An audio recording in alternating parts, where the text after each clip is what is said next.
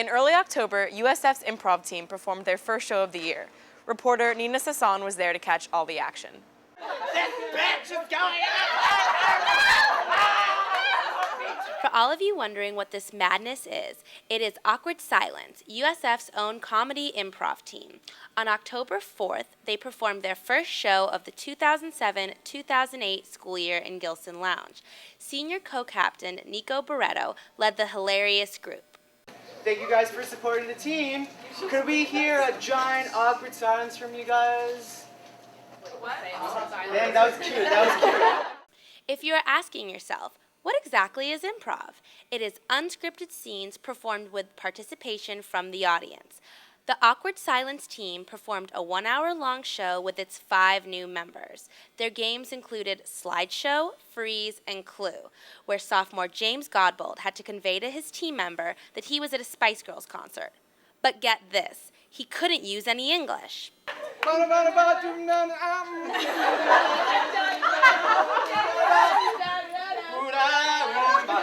We had a really good time, everyone was laughing, and so, you know, the improv show really depends on the audience, and you guys were great. So. It was wonderful. I mean, this is my first time out here to Gilson, and with the new additions, and it was just great. I enjoyed it all. It's just wonderful.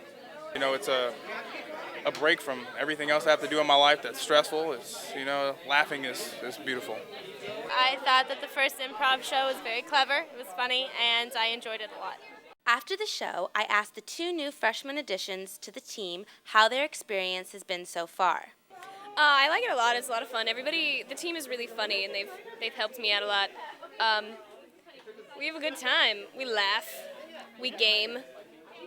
And is there anyone on the team in particular that you feel extremely inspired by that is kind of like an older role model for both of you? Everyone. Everyone. The night turned out to be a huge hit with a great turnout and lots of laughs. Look forward to many Awkward Silence performances this year. This has been Nina Sasson with News35.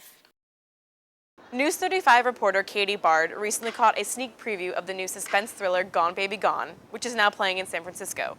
Here's her review as part of News35's What's Next.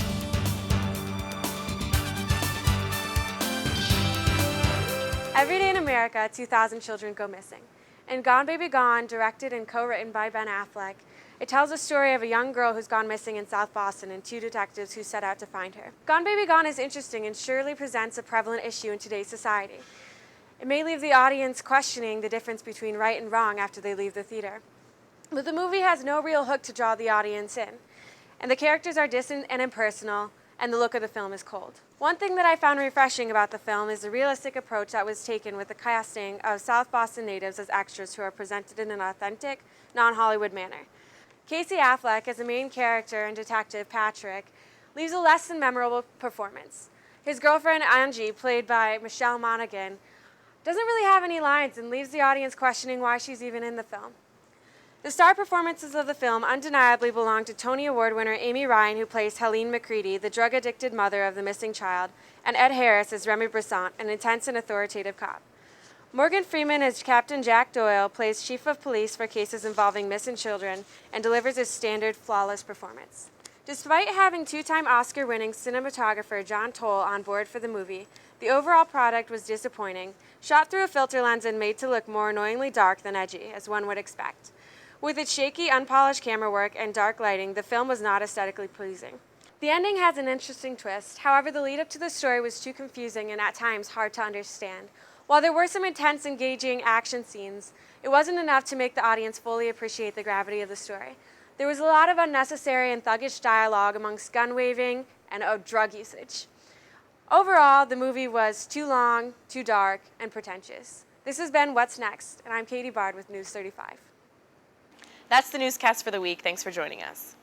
We leave you with some footage of the USF Black Student Union protests in Harney Plaza last month. The group was protesting the racial motives behind the arrest of 6 high school students in Jena, Louisiana, known as the Jena 6. This protest has picked up a lot of momentum nationwide and is seen to some advocates as a necessary revival of the civil rights movement.